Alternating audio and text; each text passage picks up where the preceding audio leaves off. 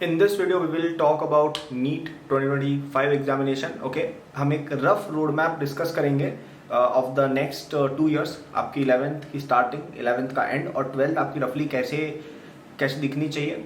We will spend a bit more time on the beginning of class 11 because that's the phase where you are, and I believe that it is one of the most important portions of a student's preparation, right? अगर मुझे लगता है 2 portions सबसे important है, वो 11th की beginning और 11th का end है. ठीक है, तीनों चीजें डिस्कस करेंगे. लेकिन आगे बढ़ने से पहले, if you are new to this channel, subscribe and press the notification so that these videos come in your recommendations.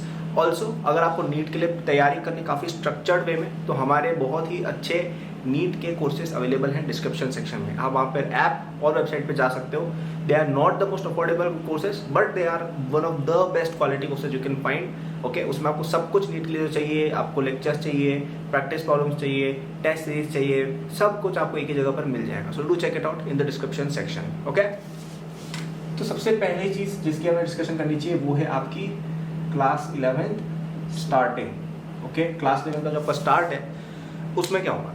तो देखिए, अभी आप क्लास 11 की जब स्टार्टिंग में हो ना, तब आपको जो चीज़ें पढ़ाई जाएंगी they will be of 2 kinds. पहली तो जो बहुत ज़्यादा फंडामेंटल चीज़ें हैं, और कुछ चीज़ें ऐसी हैं जो जेई के लिए काम नहीं आने वाली, but they are being taught to you just to get you into the mood of JEE prep. Okay, for example biology की स्टार्टिंग का जो 1-2 चैप्टर है, उनसे नीट में रेयरली कोई सवाल आता है, राइट? बट उसमें बहुत सारी इन्फॉर्मेशन पढ़ा दी जाती है. क्यों? Because they are trying to teach us how to mug up things, how to learn how biology works basically, right? They are trying to get you into the habit of studying biology, right, for NEET. Chemistry में भी आप starting के chapters देखिए, उनसे जैसे मोल concept है, उससे direct सवाल यूजुअली नहीं आते हैं. आएगा तो कंबाइन करेंगे किसी चीज़ से पूछेंगे, स्टोइशियोमेट्री का पूछ लेंगे, या टाइट्रेशन का पूछेंगे, या किसी और चीज़ में कंबाइन करके पूछेंगे, राइट? लेकिन वो क्यों पढ़ाई जाती है? क्योंकि वो फंडामेंटल है. उससे आप एक बार फिजिकल केमिस्ट्री के मूड में आते हो. ठीक है, आपका जैसे हम उसकी बात करें फिजिक्स में स्टार्टिंग में जो आपका पूरा वो मैथ्स वाला पोर्शन रहता है ना, जिसमें डिफरेंशिएशन, इंटीग्रेशन, ट्रिग्नोमेट्री, वेक्टर, ये सब पढ़ाया जाता है.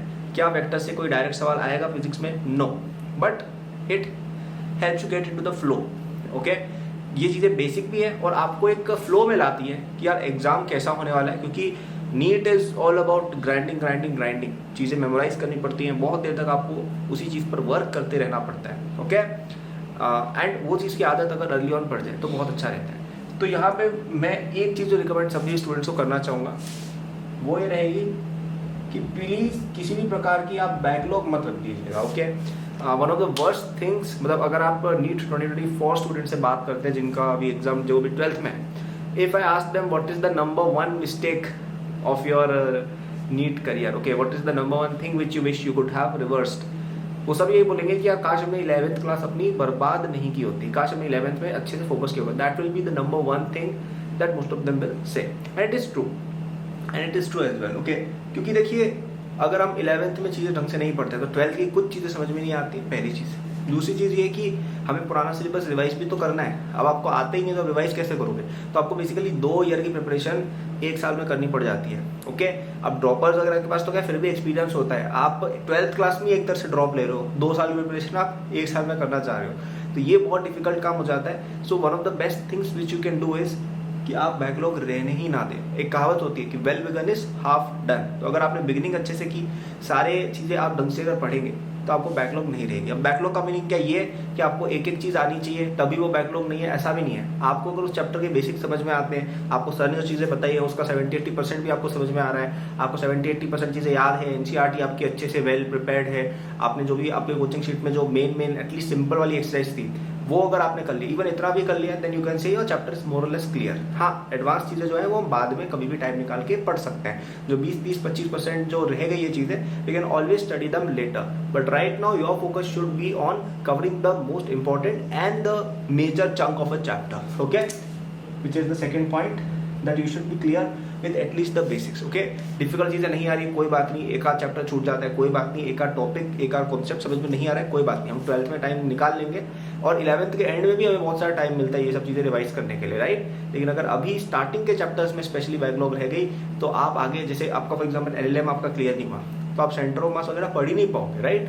तो प्लीज़ इस चीज़ पर आप ध्यान दीजिएगा. दूसरा अपना रहता है class 11th ending. Okay, now class 11th ending में देखिए एक स्पेशल चीज़ ये रहती है कि यहाँ पे ये वाला सेक्शन भी काफ़ी इंपॉर्टेंट है क्योंकि आपको 12th के लिए सेटअप करता है ये सेक्शन. ओके, 11th की स्टार्टिंग में हम यूजुअली सिंपल चीज़ें पढ़ रहे हैं और हमारा एक पर्पज़ है कि यार हम एक बार जेई के फ्लो में आ जाए। लेकिन जब आपके लेट से 5-6 मंथ्स बीत जाते हैं 11th में, देन आपको बहुत ही डिफिकल्ट चीज़ें 12th में पढ़ाई 11th के एंड में पढ़ाई जानी शुरू की जाती है। जिसे आपके फिजिक्स में सेंटर ऑफ मास है, रोटेशन है, ये सब चीज़ें पढ़ानी आपको चालू की जाती है। बायोलॉजी में भी आपको ह्यूमन बॉडी के बारे में जो भी डिफरेंट सिस्टम्स हैं उनके बारे में आपको पढ़ाया जाता है। फिर आपका ये केमिस्ट्री के अंदर भी आप देखिए जीओसी वगैरह सेक्शन आता है, या इनऑर्गेनिक में भी हम एस ब्लॉक पी ब्लॉक ये सब पढ़ते हैं। तो काफ़ी ज़्यादा डेप्थ में जाके बातें फिर चालू हो जाती है, राइट, एंड डिफिकल्ट हो जाता है। तो ये सेक्शन मैनेज करने का सबसे पहला रूल तो यही है कि ये वाले चैप्टर्स आपके क्लियर होने चाहिए, क्योंकि ये वाले चैप्टर्स क्लियर नहीं तो आपको आगे समझ भी नहीं आएगा और आप हमेशा वरीड रहोगे पुराने चैप्टर्स हुए या नहीं है। तो ये सब लिंक करता है, राइट। और एक चीज़ होती है कि जिस बच्चे की 11th में प्रिपरेशन बिगड़ जाती है ना, ऑलमोस्ट उसका जेई प्रेप एंड है। हाँ, कुछ बच्चे रिकवर कर लेते हैं 12th में, बिल्कुल करते हैं, बट मोस्ट स्टूडेंट्स नहीं कर पाते हैं। तो आपको पहली चीज़ तो ये चीज़ अच्छे से करनी है कि 11th की स्टार्टिंग की हर चीज़ समझ में आए, हम क्लास में रेगुलर जाए, हर चीज़ को ढंग से पढ़ें and give it proper time. Okay, वो हो रहा है। उसके बाद आप क्लास 11th की एंडिंग में फोकस कर सकते हैं। किस चीज़ पर आप फोकस कर सकते हैं? उस करंट चीज़ पर। ओके, प्लस इसमें आपको 10 to 20% टाइम अपना देना है रिवीजन को। ओके, तो अभी आपके एंडिंग के चैप्टर्स चल रहे हैं, तब आप अपने 11th के स्टार्टिंग के चैप्टर भी थोड़े बहुत रिवाइज किया करोगे, ठीक है। तो ये सेकंड पार्ट रहेगा। बेसिकली इट्स अबाउट पहला पार्ट आपका क्लियर होगा, सेकंड पार्ट में यूजुअली दिक्कत नहीं आएगी क्योंकि आप फ्लो में आ चुके होगे, लेकिन रिवीजन के लिए 10-20% टाइम निकाल लीजिएगा। एंड थर्ड आपका क्लास 12 के बारे में तो ज़्यादा बात करेंगे नहीं, आप भी पहुंचे ही नहीं हो। लेकिन क्लास 12 में हमें बेसिकली 2 काम रहते हैं। पहला तो 12th का सिलेबस जो वास्ट है, मतलब 12th का सिलेबस आप कह सकते हो ऑलमोस्ट 1.2 to 1.5 टाइम्स है 11th का, और उससे क्वेश्चन भी ज़्यादा आते हैं, राइट। आई थिंक बायोलॉजी हम कह सकते हैं कि 11th की थोड़ी हार्ड है, बट अदरवाइज अच्छा खासा सिलेबस है आपका 12th में, स्पेशली केमिस्ट्री में तो बहुत ज़्यादा है, राइट, फिजिक्स में भी बहुत ज़्यादा है।